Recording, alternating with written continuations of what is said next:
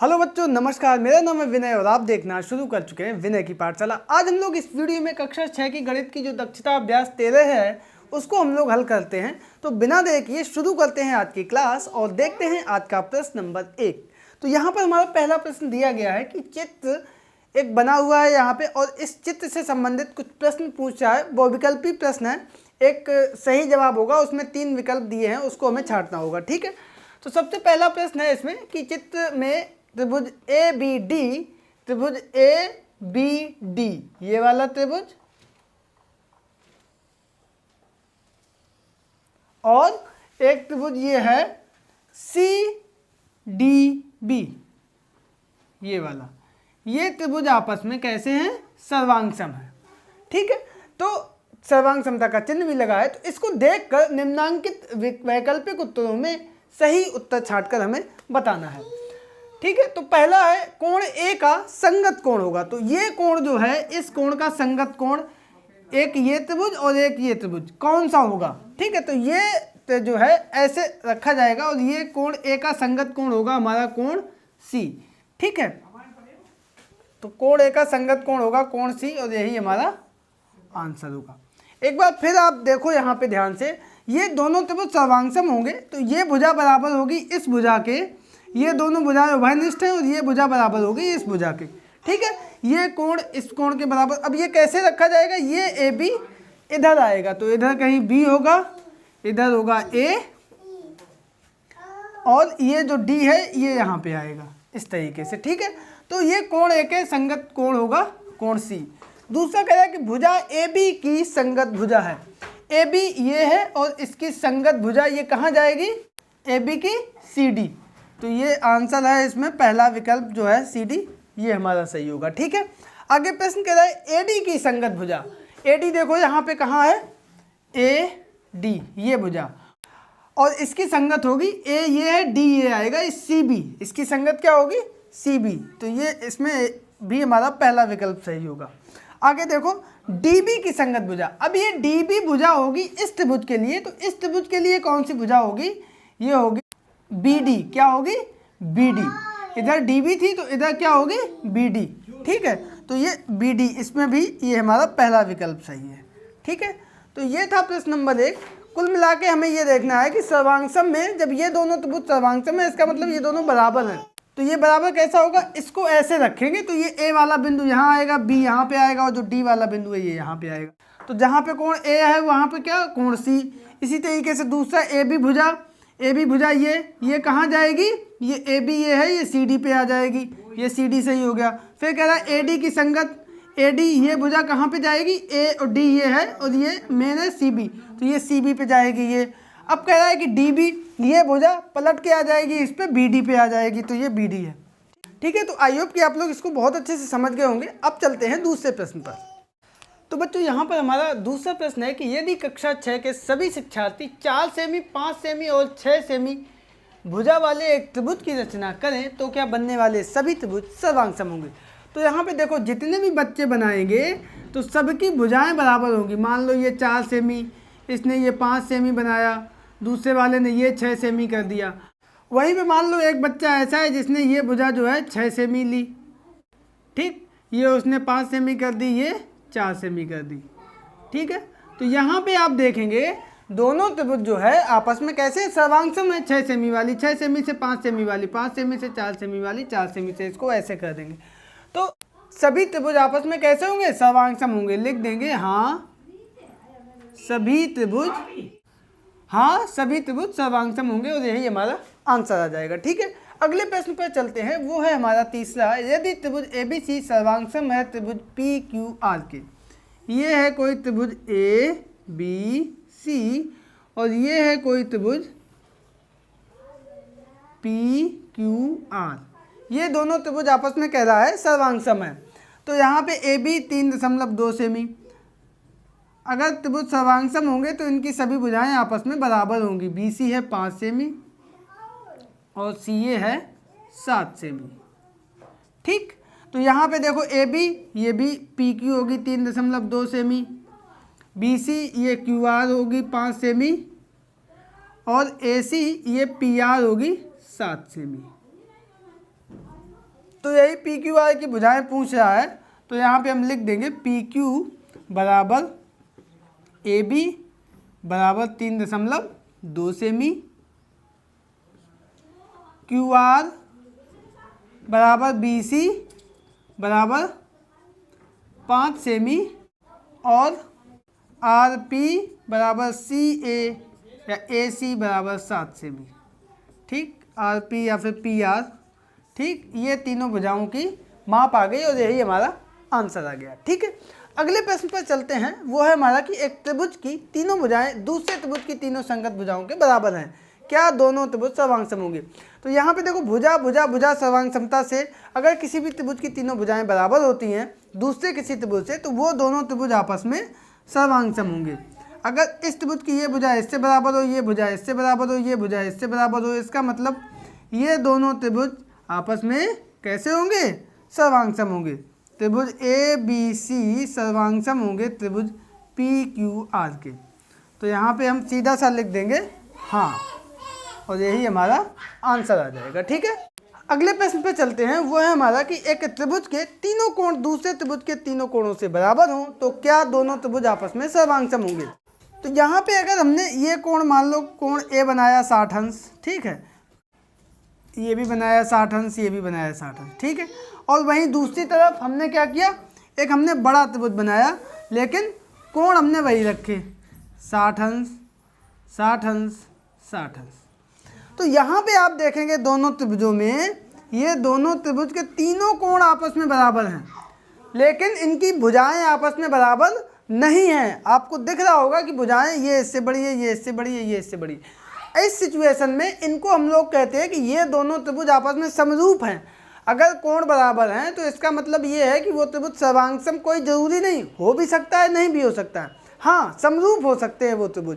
तो यहाँ पे अगर कहीं भी ये आए कि तीनों कोण बराबर हैं तो क्या दोनों त्रिभुज सर्वांगसम होंगे, इसका आंसर होगा नहीं। कोई ज़रूरी नहीं कि हमेशा दोनों त्रिभुज सर्वांगसम हों। हाँ, अगर भुजाएं तीनों बराबर हैं तो वो दोनों त्रिभुज आपस में सर्वांगसम होंगे ही होंगे। ठीक है, तो ये था हमारा प्रश्न नंबर 5 और अब चलते हैं हम लोग अगले प्रश्न यानी प्रश्न नंबर 6 पर।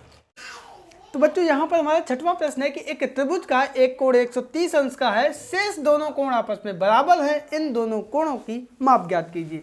अगर हम यहाँ पर इसको चित्र से समझने का प्रयास करें तो ये लगभग ऐसा त्रिभुज बनेगा। ये कोण अगर है 130 अंश और ये त्रिभुज ए बी सी, तो ये दोनों कोण आपस में बराबर कह रहा है। माना कि दोनों कोण एक्स अंश हैं, ठीक, तो एक्स अंश ये हो जाएगा और एक्स अंश ये हो जाएगा। अब देखो हम जानते हैं, क्या जानते हैं, त्रिभुज के तीनों अंतःकोणों का योगफल 180 अंश होता है, यानी कि कोण ए प्लस कोण बी प्लस कोण सी बराबर 180 अंश। कोण ए का मान 130 अंश, कोण बी एक्स अंश, कोण सी एक्स अंश बराबर 180। तो यहाँ पर x और x हो गए 2x और इधर 180 और 130 बराबर के इधर जाएगा माइनस का हो जाएगा, तो ये आ जाएगा 50 अंश, इधर 2x, तो x बराबर 50/2, 2 दूनी 4, 2 पंचे 10, तो x बराबर 25 अंश। ठीक है, तो यहाँ पे हमारे कोण निकल के कितने आ गए, तो अतः शेष दोनों कोण बराबर 25 अंश और 25 अंश। ठीक है, और यही हमारा आंसर आ जाएगा। ठीक, अब हम लोग चलते हैं आगे वाले प्रश्न पर। प्रश्न नंबर 7 हमारा यहाँ पर दिया गया है, एक समकोण त्रिभुज के दो कोण बराबर है, दोनों कोण कितने कितने अंश के हैं। तो देखो यहाँ पर त्रिभुज कह रहा है समकोण, कैसा त्रिभुज है, समकोण त्रिभुज 90 अंश का ए बी सी, और बाकी ये कोण आपस में बराबर है। तो अगर सामान्य सा हम आंसर आपको बताएं तो 90 ये है, कुल 180 होता है, 180 में 90 घटाएंगे 90 होगा, 90 का आधा कर देंगे 45 अंश, 45 अंश ये होगा, 45 अंश ये होगा। लेकिन इसको कैसे लगाएंगे आइए देखते हैं। तो हम मान लेंगे सबसे पहले, माना दोनों बराबर कोण बराबर एक्स अंश, ये भी हमने एक्स अंश मान लिया, ये भी हमने एक्स अंश मान लिया। अब हम लोग लिखेंगे कि हम जानते हैं, क्या जानते हैं कि त्रिभुज के तीनों अंतःकोणों का योगफल 180 अंश होता है, यानी कि कोण ए प्लस कोण बी प्लस कोण सी बराबर 180 अंश। यहाँ पर कोण ए का मान है 90 अंश, प्लस बी हमने x माना है और सी भी हमने x माना है, बराबर 180 अंश लास्ट में लगा देंगे। x और x हो गया 2x बराबर 180, 90 बराबर के उधर जाएगा तो प्लस का हो जाएगा माइनस में। तो 180 में से 90 जाएगा, बचेगा 90, इधर 2x, तो x बराबर 90/2, 2 चौको 8, 2 पंचे 10। तो यहाँ से हमारा x बराबर आ गया 45 अंश।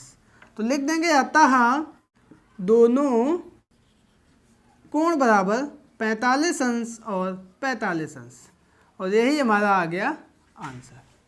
ये भी हमारा 45 अंश आ जाएगा और ये भी हमारा 45 अंश आ जाएगा। ठीक है, तो ये था हमारा प्रश्न नंबर 7। आई होप आप लोग इसको भी बहुत अच्छे से समझ गए होंगे। और अब चलते हैं इस एक्सरसाइज के अगले प्रश्न पर। तो बच्चों यहाँ पर हमारा 8वां प्रश्न है कि पार्श्वांकित चित्र में बिंदु डी और ई त्रिभुज एबीसी की भुजा AB और AC पर इस प्रकार स्थित है कि DE समांतर है भुजा BC के। DE भुजा BC के समांतर है। ठीक है, यदि कोण B 30 अंश, कोण A 40 अंश, तो कोण x/z के मान ज्ञात कीजिए। यहाँ पर x ये है, y ये है, z ये है। देखो यहाँ पे सबसे पहले प्रश्न हमसे ये कह रहा है कि दिया है DE सर्वांगसम है BC के। ठीक, इसका मतलब ये दोनों कोण जो हैं आपस में कैसे होंगे? बराबर होंगे। अतः कोण D व कोण B कैसे कोण होंगे? संगत कोण होंगे। इसका मतलब कोण x बराबर होगा 30 अंश के। ठीक, तो एक तो आंसर मेरा निकल के आ गया, ये हुआ 30 अंश। अब देखो यहाँ पे इस त्रिभुज में लगा दो, त्रिभुज ADE में हम जानते हैं कि त्रिभुज के तीनों अंतःकोणों का योगफल 180 अंश होता है। लिख देंगे, हम जानते हैं कि कोण A प्लस कोण D प्लस कोण E बराबर 180 अंश। तो ये 40 प्लस 30 प्लस E कितना है? Z।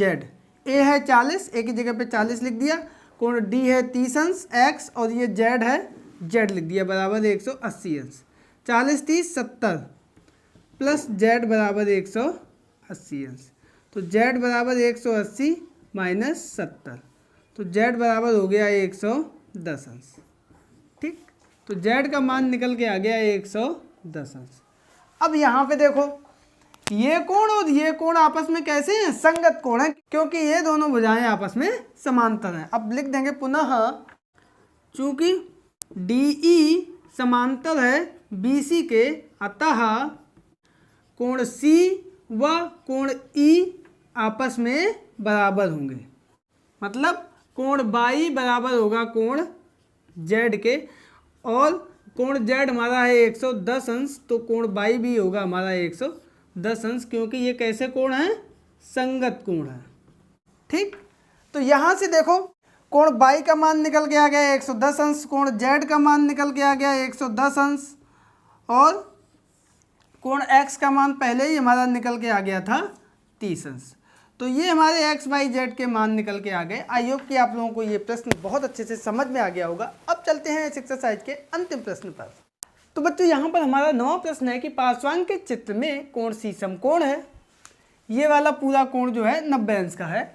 CD भुजा, ये भुजा AB पर लंब है, ये 90 अंश का कोण बना रही है यहाँ पे भी, और कोण A 65 अंश। तो निम्नांकित कोणों के मान ज्ञात करो। इनके मान ज्ञात करने हैं, कोण ACD यानी ये कोण BCD यानी ये कोण, और कोण CBD यानी कि ये कोण। तो देखो यहाँ पे ये 90 अंश दिया गया है, इसका मतलब ये भी मेरा 90 अंश का है। तो सबसे पहले हम ये कोण निकाल देंगे। ठीक है, तो लिखेंगे त्रिभुज ACD में हम जानते हैं कि कोण A प्लस कोण C प्लस कोण D बराबर 180 अंश। कोण A 65 अंश, कोण C हमें पता नहीं है, प्लस कोण D हमारा 90 अंश बराबर 180 अंश। ये कोण C, इसको हम क्या कहेंगे? ACD। कोण ACD प्लस 0.55 9 6 15 बराबर 180 अंश। तो कोण ACD बराबर 180 माइनस 155, तो ये 25 अंश आ गया। कितना आ गया? 25 अंश। अतः कोण ACD बराबर 25 अंश। तो एक आंसर तो हमारा ये निकल के आ गया। अब देखो यहाँ पे क्या है कि ये पूरा कोण 90 अंश का है पूरा, ठीक है, यहाँ से लेके यहाँ तक। तो ये कोण जो 25 अंश आया है वो 90 में से घटा देंगे, तो लिख देंगे अब कोण बी सी डी बराबर 90 माइनस कोण ए सी डी। तो 90 माइनस 25, तो ये कितना आएगा 65 अंश कोण बी सी डी। अब यहाँ पे कोण बी सी डी भी हमें पता चल गया 65 अंश, ये हमारा है केवल इतना कोण 65 अंश। अब यहाँ पे देखो ये 90 अंश, ये 65 अंश और ये हमें निकालना है, उसी नियम से निकाल देंगे। यहाँ पे लिख देंगे त्रिभुज डी सी बी में पुनः हम जानते हैं कि क्या जानते हैं कि कोण डी प्लस कोण सी प्लस कोण बी बराबर 180 अंश। तो यहाँ पे डी है 90 अंश, सी है 65 अंश और कोण बी हमारा, इसको हम क्या लिखेंगे सी बी डी, जो हमसे पूछ रहा है कोण सी बी डी बराबर 180 अंश। ये हो जाएगा 155 प्लस कोण सी बी डी बराबर 180 अंश। कोण सी बी डी बराबर 180 और ये 155 बराबर के इधर जाएगा माइनस का हो जाएगा, तो ये आएगा 25 अंश। तो यहाँ से हमारा कोण सी बी डी निकल के आ गया 25 अंश और यही हमारा आंसर है। तो ये भी हमें पता चल गया, ठीक है। तो ये तीनों मान हमें पता चल चुके हैं जो कि हमारा है आंसर। और इसी के साथ हमारा ये प्रश्न और ये एक्सरसाइज कंप्लीट होती है। आई होप कि आप लोगों को ये वीडियो पसंद आया होगा, एक्सरसाइज पूरी बहुत अच्छे से समझ में आई होगी। वीडियो पसंद आने पर इसको लाइक करें, दोस्तों के बीच में शेयर करें। चैनल पर पहली बार आए हैं तो इसको सब्सक्राइब करके ऑल नोटिफिकेशन प्रेस कर लीजिए। मिलते हैं अगले वीडियो में एक नई एक्सरसाइज के साथ, तब तक के लिए नमस्कार।